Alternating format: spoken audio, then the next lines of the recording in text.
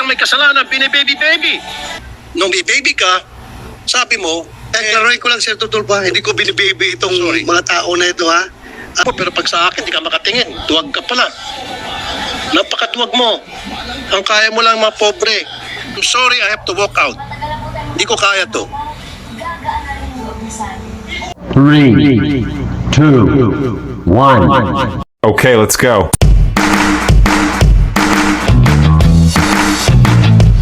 Nakikita ko po kung paano kapihin ng mga abusadong pulis ang mamalit natin kababayan. Although hindi naman po lahat ng pulis abusado, I have so many friends in the PNP na napakabait. Barkada ko for so many years. Just like you, Mr. Chair.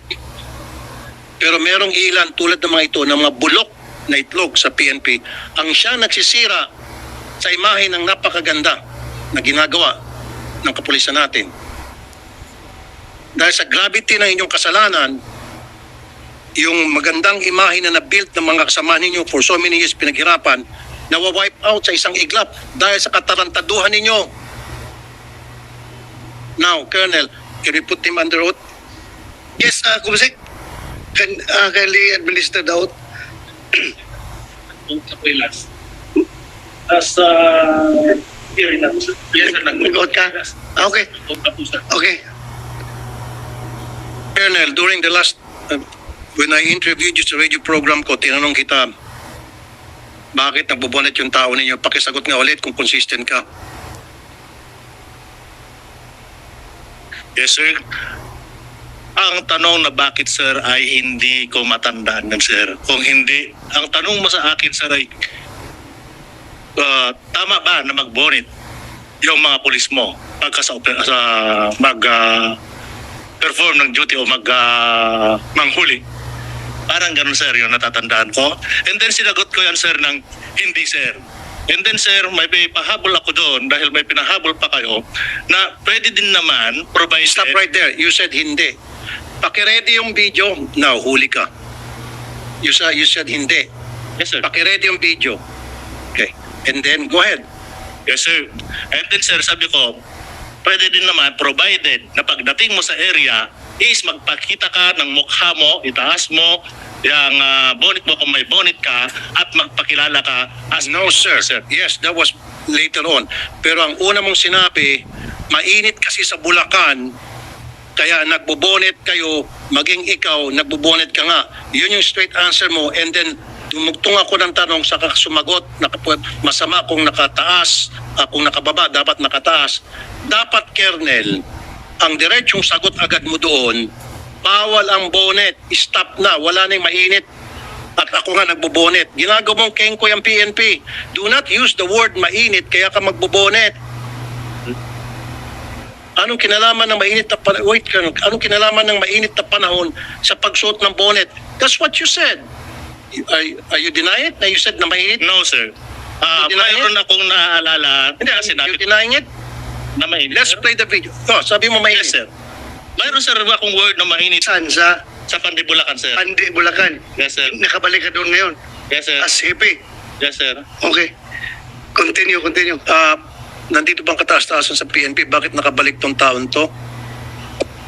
Sinong PD? PD ng Bulacan. Sagutin mo ang tanong ni Senator Dolpo. Bakit niyo binalik doon? Nakapag-out ka na? Out ka na? Ninyo ako tungkol dyan, kung tama pa, ay yung sinagot ko, sir, na hindi, sir, sabi ko. Mayroon yung word na, and then may pahabol doon, sir. Na kung saan ko sinabi na pwede naman pagpunta mo din sa area, pero pagdating mo doon sa area ay magpakilala ka as police officers at sabihin mo kung ano yung pakay mo. Yun, sir, yung naano ko doon, sir.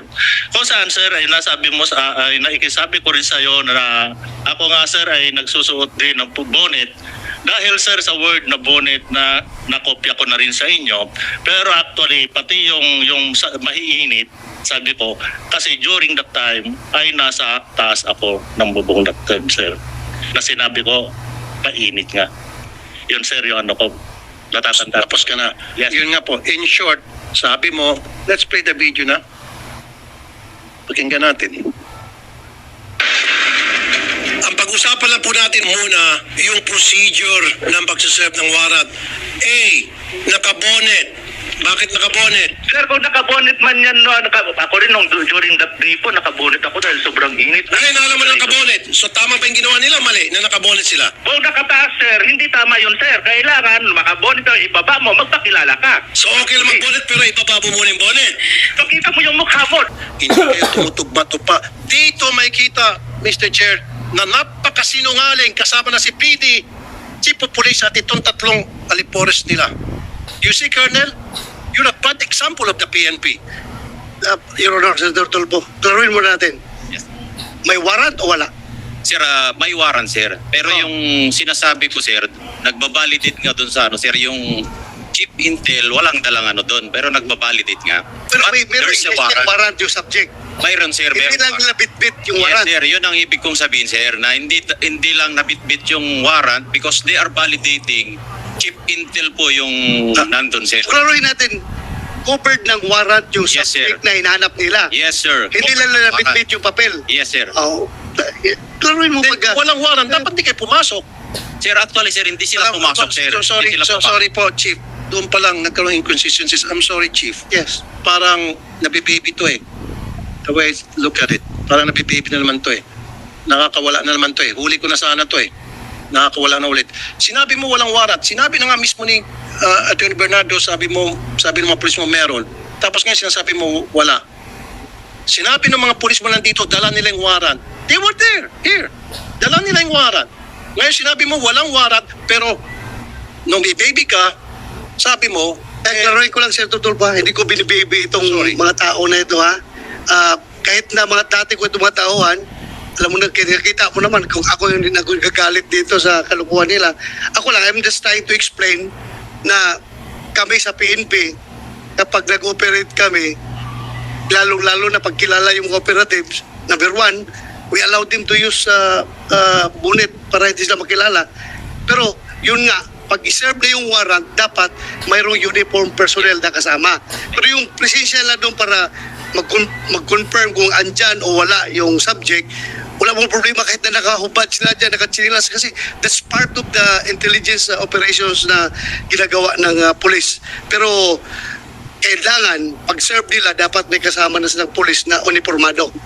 kasi So, my line of questioning will lead to the fact that these people are lying dahil sa kanilang pagsinungaling, meron tayong biktima na nakulong. Biniktima pa po the second time. Kasi nga po, Mr. Chair, yun yung gusto kong matumbok dito na yung Camilon family, they were victims. Pumasok sila, mali yung procedure na ginamit nila. hindi kami, Vicente. Sorry. Vicente. Sorry, itong Vicente family, excuse me. Maling procedure. Kahit na sino ba naman, Mr. Chair, nakabonet, may pumasok na mga tao, of course, papalag, magkakaroon ng tulakan. And based of that, ginamit ng mga pulis na ito para kasuhan sila ng Assault bang kinaso nyo? direct assault to public authority. Biniktima mo na nga, winalanghiya mo na yung karapatan nila, pagkatapos kakasuhan mo pa, nakulong po sila, Mr. Chair.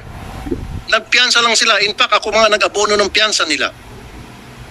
Taawa ko. And then, bakit pagkatapos makulong si tatay, si anak, susundan, natural Mr. Chair, kahit na ikaw, susundan mo saan yung tatay ko, nakulong ba talaga, totoo ba nakulungan. Pagdating po doon sa presinto, pati itong si anak, kinulong. And of course, magsisinungaling to, sabi nila hindi. Kaya nga, doon pumasok yung gusto ko sana, Mr. Chair, ipalay detector test sila kung sino nagsabing totoo. Ito ba ang grupong ito o yung grupong doon sa complaint natin? Pumayag sila, pareho. Nag-lie detector, umatras to, itong mga pulis na ito, nag-go ahead itong mga complainant and they passed. Kaya nga, klaruhin natin na as far as this committee is concerned, and as far as public opinion is concerned, talo na kayo. Kayong mga pulis na umatras. Kahit na, yes, we understand that. It is your constitutional right na umayaw dyan sa lie detector test. Karapatan nyo yan, umayaw nyo. Pero we are talking here about public opinion. Talo na kayo. Pati sa committee na ito. Mas naniniwala ang committee dito sa proven true lie detector test na hindi nagsinungaling. Kasi pinag-usapan natin last hearing was your word against their word. So, para to establish kung sino nagsasabi ng totoo, sinatsalis namin kayo ng lie detector test. Ngayon, yes, dapat. Kaya nga, di ba? Simple English. They were serving the warrant. So, merong hawak So, sila. saan ang warrant nyo at the time? Bakit hindi kayo nagdala ng warrant? According to your Dala po ng warrant officer ko, Your Ha? Honor. Ako po yung sinasabi lang di may dala, pero yung warrant officer ko po ay meters lang po ang layo sa akin. sinong warrant officer nyo the time? Police Corporal Joel Dicen po, Your Honor. Ikaw? Yes, Your Honor. May dala kang warrant the time na yan? Nasa bulsa ko po, Your Honor, kasi po magsaserve po kami ng warrant of arrest. Kaya nga, paano kayo magsiserve kung walang warrant? So, dala-dala yung warrant. Dala po namin, Oh, Your bakit Honor. sabi mo na walang warrant? Magbabalidate pa lang kami that time, Your Honor, nung... Sandali. Mr. Paano Chair. mo sinabi na walang warrant? Mr. Chair, alis na lang ako rito. Hindi ko matiis. Nakikita ko na parang ito mga pulis pinagluloko. I'm sorry, I have to walk out. Hindi ko kaya to.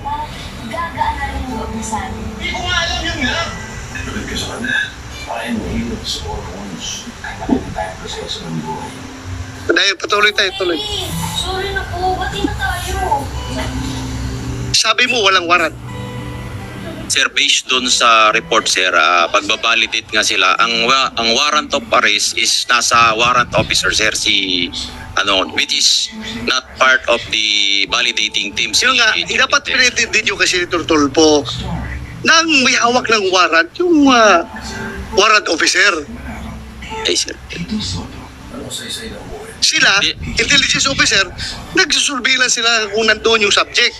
Di ba? Yes, sir. Kasi pag-serve ng warrant, siya na magsiserve ng warrant. Yes, Your Honor. Naintindihan ko kayo. Naintindihan ko kayo. Yung procedure na yan, ginagawa ko yan nung panahon ko. Ganun man talaga. Magsiserve ka ng warrant. Alangan naman, magsusurveillance na ka-uniforme. Bulabog na kayo. Layas na yung subject niyo kung naka-uniforme. Ganun lang yun. That's one.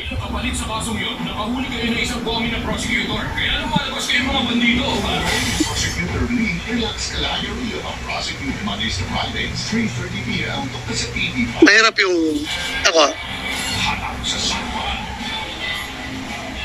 Daw the worst thing na sabihin sa akin, binibibaby ko kayo. Ay, hindi ko matanggap-tanggap yan. Na binibaby ko. What's the use of me being the chairman of this committee kung ibibig ko kayo? For the record, wala naman sigurong makapagsabi dyan na sinong pinakamaraming na-contempt na pulis dito sa Senado?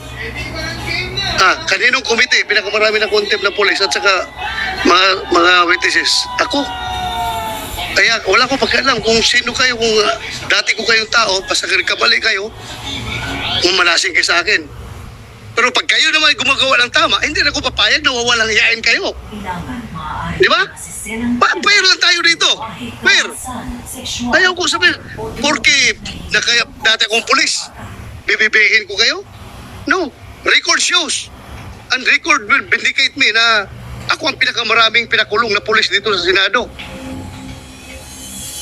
Ako ang pinakamarami. Pero record shows also, kapag nakita ko na ang pulis ay totoo ang sinasabi, ay, by all means, ipinsahan ko rin yung pulis. Di ba? Bakit naman wawalang hiyain yung pulis kung dapat, hindi dapat walang hiyain? Ganun lang ako, fair lang ako dito. Wala akong pinapaboran dito. The most insulting action is for that kasama mo dito, mag-walk outan ka. Nasabi mo na yung order. Sino to? Anyway, Excuse me. that's his prerogative. Kung ayaw na niyang makinig sa hearing, kanya na yan. Ako lang man, I am trying to be fair here. Ano ba? Wala akong bias dito. Kahit na sabihin nyo dati akong chief PNP, ang dami ng pulis minala sa akin. Wala namang makita sa ating... Ako lang, fair lang ako. Ayaw ko lang rin na Kaya ako na ba? Huwag ka namang gulo. masyadong kinakawawa yung pulis na dapat hindi naman kakawawain. Respetuhin lang rin natin dahil paano yung right ng mga complainant na civilian, ganoon din ang right ng mga pulis. Fair lang tayo. Yun lang sa akin. Ayaw kong ma-accuse ako na binibaby ko kayo. Alam mo sinusunod. Never in my